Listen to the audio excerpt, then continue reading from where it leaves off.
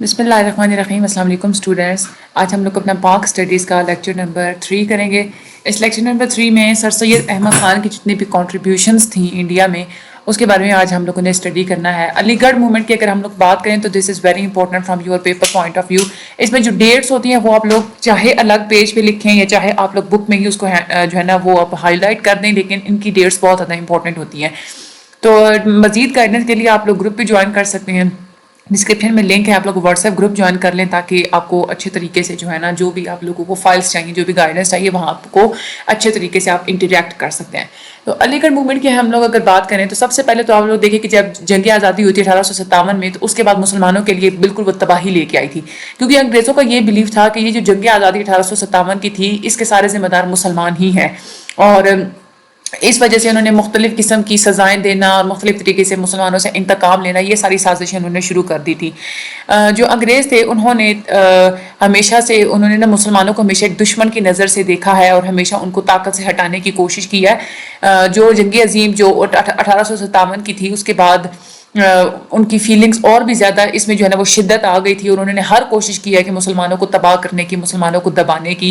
मुसलमानों का जो एक मुग़ल जो एक रूल था वो बिल्कुल एंड पे आ गया था, और सब कॉन्टिनेंट जो है वो डायरेक्टली अंग्रेज़ों के ताज थले जो है वो चली गई थी, अंग्रेज़ों ने उस पर कब्जा कर लिया था। यहाँ पे आके सर सैयद अहमद ख़ान ने बहुत ज़्यादा जो है ना मुसलमानों को इस चीज़ से निकालने की कोशिश की है।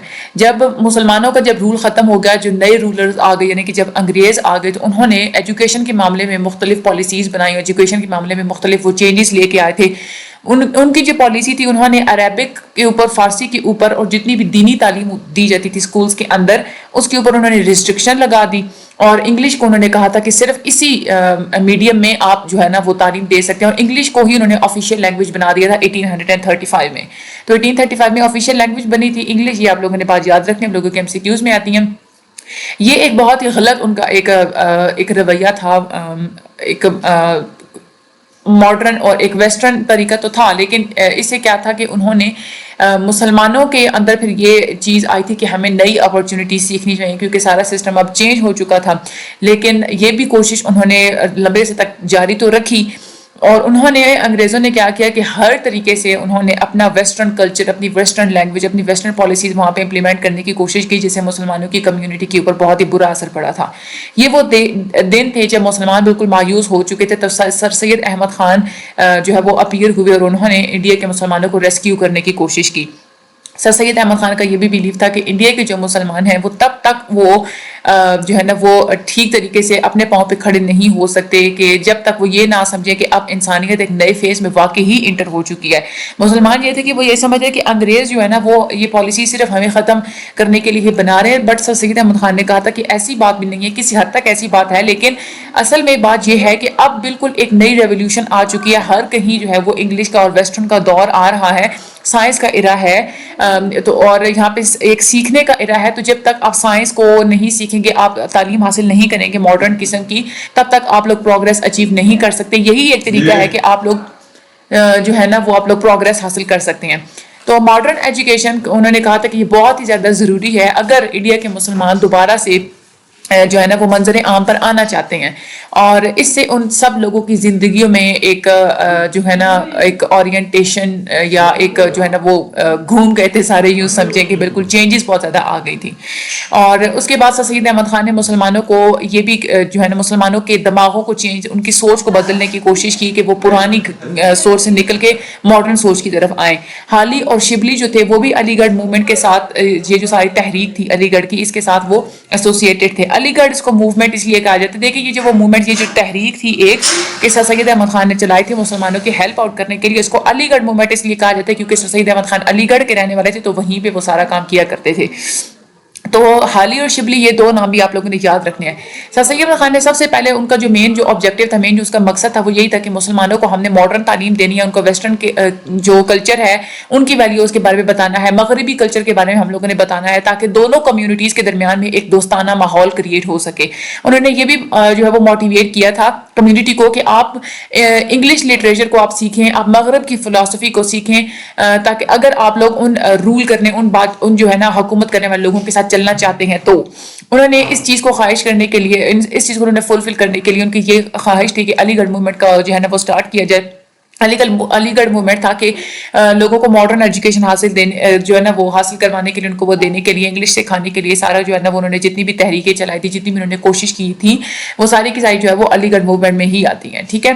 اس کے بعد ان کے دو اس وقت جو تھے نا ان کے جو ہے نا وہ جس دو ہی ان کے آبجیکٹیوز تھے، دو ہی ان کے گول تھے. ایک وہ یہ کہتے تھے کہ ہم نے مسلمان اور جو انگریزوں کی جو حکومت ہے ان دونوں کے درمیان جو ایک ٹینشن کریٹ ہو چکی ہے اس کو ہم نے ختم کرنا ہے. اور دوسرا سر سید احمد خان کا مین موٹیو یہی تھا کہ ہم نے مسلمانوں کو ابھارنا ہے کہ وہ جابس حاصل کریں اور نئی حکومت جو آ چکی ہے تو ان سے وہ جو ہے نا فیسلٹیز حاصل کرنے کی اور جابس حاصل کرنے کے قابل بنائیں ہم لوگ. ٹھیک ہے. ان کے جو تھا وہ یہ کہتے تھے کہ مسلمانوں کو ترقی کے لیے جو ہے نا یہی ایک راستہ ہے کہ ہمیں ان کو تعلیم دینی پڑے گی. سر سید احمد خان کے اگر ہم لوگ آئیڈیلز کی بات کریں نا کہ وہ کس چیز کو آئیڈیلائز کرتے تھے، ان کا مین موٹیوز ان کے کیا تھے، وہ یہی تھے. ایک وہ یہ کہتے تھے کہ انگریزوں کی حکومت کے درمیان اور مسلمانوں کے درمیان ہم نے ایک انڈرسٹینڈنگ والا ایک ہم نے ماحول ڈیولپ کرنا ہے. اور دوسرا ان کا مین موٹیو یہ بھی تھا کہ مسلمانوں کو مغرب کی تعلیم مسلمانوں کو ہم نے موٹیویٹ کرنا ہے کہ وہ مغربی تعلیم حاصل کریں. تیسرا یہ کہ ہم لوگوں نے مسلمانوں کو یہ بھی موٹیویٹ کرنا ہے کہ جو تحریک چلانے والی یا جو انگریزوں یا ہندوؤں کے خلاف جو تحریکیں چلاتی ہیں ایسی ہم نے پولیٹکس سے مسلمانوں کو باز رکھنا ہے، ہم نے دور رکھنا ہے. یہ خوش قسمتی سے پھر سر سید احمد خان اتنے زیادہ قابل تھے کہ ایک سنسیئر فرینڈز ان کو مختلف قسم کے ملے تھے جنہوں نے اپنے اپنے ویوز ان کے ساتھ شیئر کیے اور ان کو ہیلپ آؤٹ بھی کیا. تو وہ جو ان کے جو فرینڈز تھے جنہوں نے مل کے ان کے ساتھ کام کیا، دیٹ از نواب محسن الملک تھے، اس کے بعد نواب وقار الملک تھے، حالی تھے، شبلی تھے، نذیر احمد تھے، چراغ علی تھے، محمد حیات تھے اور ذکاء اللہ تھے. ٹھیک ہے. یہ سارے تھے. یہ جو ساری پرسنالٹیز ہیں ان سب نے جو ہے نا وہ انہی سر سید احمد خان نے جو کاز سیٹ کیے ہوئے تھے، جو موٹیو سیٹ کیے ہوئے تھے، ان کی وکالت کی. اور دوسرے جو انگلش کے پروفیسرز تھے، بیچ ہیں، موریزن ہیں، ریلائی ہیں، آرنلڈ ہیں، انہوں نے بھی بہت زیادہ کنٹریبیوٹ کیا تھا علی گڑھ کالج کو بلڈ اپ کرنے میں. یہ پہلا جو ہے نا ایک انسٹیٹیوشن تھا اور اس کالج علی گڑھ میں جو اسکول بنا وہ پہلا ایک انسٹیٹیوشن تھا. اور پھر اس کے بعد جو ہے نا اس کو صحیح فرسٹ ریٹ کے جو ہے نا انسٹیٹیوشن میں بھی تبدیل کرنے میں انہوں نے کنٹریبیوٹ کیا تھا. سر سید احمد خان نے ایک تعلیمی تحریک انہوں نے شروع کی تھی. اس کے لیے انہوں نے سب سے پہلے ایک گلشن اسکول بنایا تھا مراد آباد میں 1859 میں. یہ ڈیٹس آپ لوگوں کی بہت امپورٹنٹ ہے. پھر اس کے بعد وکٹوریہ اسکول بنایا تھا غازی پور میں 1863 میں. ٹھیک ہے. یعنی کہ 4 سال بعد. یہاں پہ آپ ایسے یاد کر لینا کہ پہلا جو ہے وہ کون سا تھا، گلشن اسکول تھا. اس کے بعد وکٹوریہ اسکول تھا. گلشن اسکول تھا 1859 میں، اس کے 4 سال بعد 1863 میں تھا. پھر اس کے بعد انہوں نے سائنٹیفک سوسائٹی بنائی تھی تاکہ انگلش میں جتنی بھی چیزیں لکھی ہوئی ہوتی ہیں ان کو ہم لوگ اپنی قومی زبان میں اور اردو میں ٹرانسلیٹ کر سکیں. وہ علی گڑھ میں انہوں نے بنائی تھی سائنٹیفک سوسائٹی 1864 میں. یہ سائنٹیفک سوسائٹی کا جو ہے نا یہ ڈیٹ بہت ہی زیادہ امپورٹنٹ ہے، یہ تو اکثر آتی ہے. پھر اس کے بعد علی گڑھ انسٹیٹیوٹ گیزٹ انہوں نے بنایا تھا جو کہ ہسٹری کے بارے میں جو ہے نا وہ انفارمیشن پرووائڈ کرتے تھے، چاہے پرانی ہسٹری ہے یا ماڈرن ہسٹری، اس کے بارے میں، ایگریکلچر کے بارے میں، سائنسز کے بارے میں، فزیکل سائنسز کے بارے میں، میتھمیٹکس کے بارے میں. تو علی گڑھ انسٹیٹیوٹ گیزٹ ان ساری جتنی بھی فیلڈز ہیں اس کے بارے میں انفارمیشن دیتے تھے. اور وہ بنائی گئی تھی 1866 میں، یعنی کہ سائنٹیفک سوسائٹی کے 2 سال بعد. اس کے بعد جو کمیٹی ایک بنائی گئی تھی تاکہ مسلمانوں کی جو تعلیمی جو پروگریس ہے اس کے لیے کوششیں کرنے کے لیے ایک کمیٹی بنائی گئی تھی 1870 میں. اس کے بعد محمدن اینگلو اورینٹل اسکول بنایا گیا تھا MAO علی گڑھ میں بنایا گیا تھا 1875 میں. یہ اسی پیٹرن پہ بنایا گیا تھا جیسے انگریز اپنے پبلک اسکولز بناتے ہیں. بعد میں اس اسکول کو اتنی زیادہ ترقی دی گئی تھی کہ اس کو کالج لیول تک لے جایا گیا تھا 1877 میں. اور پھر اس کے بعد 1920 میں اس کو یونیورسٹی میں بھی تبدیل کیا گیا تھا. محمدن ایجوکیشنل کانفرنس بنائی گئی تھی 1886 میں. یہ کانفرنس کیا کرتی تھی کہ مسلمانوں کی جتنی بھی تعلیمی مسائل ہوتے ہیں ان کا وہ سارا سٹاک اکٹھا کرنا کہ کیا کیا پرابلمز پیش آ رہے ہیں اور مسلمانوں کو اس بات پہ ابھارنا کہ وہ ماڈرن جو تعلیم ہے اس کو حاصل کریں اور سیاست سے جو ہے نا مسلمانوں کو فی الحال کے لیے وہ دور رکھنا. ٹھیک ہے. لیکن بعد میں ایک جو ہے نا ہماری جو محمدن ایجوکیشنل کانفرنس ہے یہ ایک سیاستی طور پہ اس کو یوز کیا جانے لگا تھا انڈیا کے مسلمانوں کے لیے، اور آل انڈیا مسلم لیگ نے بھی اس کو اپنی سیاست کے لیے یوز کیا تھا. ٹھیک ہے.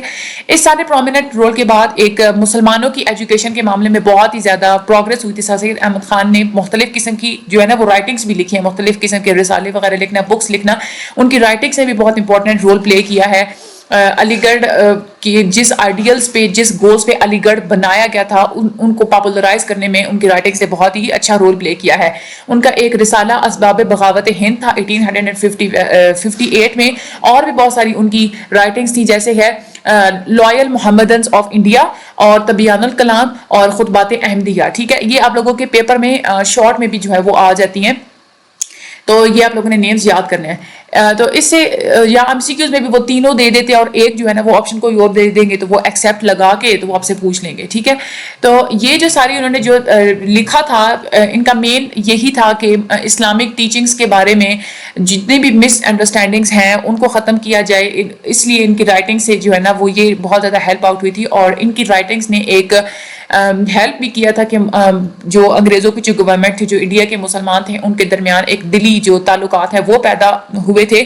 اور اس کے بعد یہ بھی ہیلپ آؤٹ کی تھی کہ اسلام اور عیسائیت کے بارے میں لوگوں کی جتنی بھی مس انڈرسٹینڈنگس تھیں ان کو ریموو کیا جا سکے. تو ان کی یہ رائٹنگس جو تھیں وہ بہت زیادہ امپورٹنٹ تھیں. پھر یہ وہ ایک پلیٹ فارم تھا کہ جہاں سے سید احمد خان نے بہت ہی مضبوطی سے مسلمانوں کو یہ کہا تھا کہ وہ مطلب بالکل اسٹرانگلی ان کو منع کیا تھا مسلمانوں کو کہ آپ وہ پولیٹیکل پارٹی جوائن آپ لوگوں نے نہیں کرنی جس پہ ہندوؤں کا قبضہ ہو, جیسے کہ انڈین نیشنل کانگریس تھی. انہوں نے یہ بھی کہا تھا کہ اردو ہندی کا جو تنازع تھا جو کہ ہندوؤں نے شروع کیا تھا اس کو بھی انہوں نے ٹوٹلی جو ہے وہ ریگریٹ کر دیا تھا, اور انہوں نے یہی مطلب بالکل اس کے وہ خلاف تھے. انہوں نے یہی کہا تھا, انہوں نے یہی نشاندہی کی تھی کہ یہ دو قومیں زیادہ عرصے تک ایک دوسرے کے ساتھ نہیں رہ سکیں گی. اور پھر وہ کھڑے بھی ہوئے تھے کہ مسلمانوں کی یہ اتنی جو ہے وہ سیٹس ہونی چاہیے مسلمانوں کے حق کے لیے, اتنے وہ کھڑے ہوئے تھے. انہوں نے یہ بھی پروموٹ کیا تھا انڈیا کو کہ انڈیا کو انہوں نے اپنا یہ آئیڈیا انہوں نے پروموٹ کیا تھا کہ جو ہندو اور جو مسلمان ہیں یہ دو الگ قومیں ہیں, اور یہاں وہاں سے ان کے آئیڈیا سے جو ہے نا وہ ٹو نیشن تھیوری ہی پھر بلڈ ہوئی تھی. سر سید احمد خان کی جو علی گڑھ موومنٹ ہے اس نے ایک بہت ہی ایک اہم کردار ادا کیا ہے کہ انڈیا کے مسلمانوں کی جو سوچ تھی اس میں بہت زیادہ چینج آئی تھی. تو علی گڑھ موومنٹ کامیاب ہوئی تھی اپنے بڑے بڑے جو آبجیکٹیوز ہیں ان کو اچیو کرنے میں, اور جو ڈپریسڈ مسلمان تھے, مسلمانوں کی جو کمیونٹی تھی, ان کو نکال کے ایک نیشن کی طرف لے کے آیا تھا یہ علی گڑھ موومنٹ. ٹھیک ہے, تو یہ آپ لوگوں کے علی گڑھ موومنٹ میں کوسچن اگر لانگ میں آتا ہے تو وہ پھر آپ لوگوں نے اس کو جو ہے نا آپ نے کر لینا ہے اپنی لفظوں میں. آپ نے مین پوائنٹس جو آپ لوگوں کے ذہن میں ہوں گے وہ آپ لوگوں نے جو ہے نا وہ لکھ لینے ہیں. ویسے تو پیپر پیٹرن امید ہے کہ چینج ہو جائے گا, کیونکہ سائیکالوجی 101 کا جو پیپر پیٹرن ہے نا وہ چینج ہو چکا ہے. وہاں پہ انہوں نے کہہ دیا ہے کہ مڈ ٹرم اور فائنل ٹرم میں جسٹ ایم سی کیوز آیا کریں گے, کوئی شارٹ اور کوئی لانگ کوسچن نہیں آیا کرے گا. ٹھیک ہے, اگر ایسا ہوتا بھی ہے تو پھر پاک اسٹڈیز کے معاملے میں تو یہ پریشان ہونے والی ضرورت ہے, کیونکہ جو سبجیکٹیو پیپرز آپ لوگوں کے ہوتے ہیں تو آپ لوگ اس میں کچھ بھی لکھ سکتے ہیں. بٹ اگر ایم سی کیوز آتے ہیں تو اس میں 70% آپ لوگوں کے ایم سی کیوز ڈیٹس کے حوالے سے ہوں گے, تو آپ لوگوں کو پھر ڈیٹس پہ زیادہ فوکس کرنا پڑے گا. اگر ایسی اسکیم اگر پاک اسٹڈی میں بھی آتی ہے, ٹھیک ہے, تو پھر آپ کو ڈیٹس پہ زیادہ فوکس کرنا پڑے گا, نیمز پہ زیادہ فوکس کرنا پڑے گا. تو وہ اس میں بہت سارے اسٹوڈنٹس تھے وہ خوش ہو رہے تھے, اس میں خوش ہونے والی بات نہیں ہے, یہ مشکل ثابت ہو سکتا ہے. انشاءاللہ ہم لوگ اگلے لیکچر میں ملاقات ہوں گے. چینل کو سبسکرائب کر دیں, شیئر کر دیں آگے, اور زیادہ سے زیادہ لوگوں کو ریکمینڈ بھی کریں. مجھے اپنی دعا میں یاد رکھیے گا. Thank you so much and اللہ حافظ.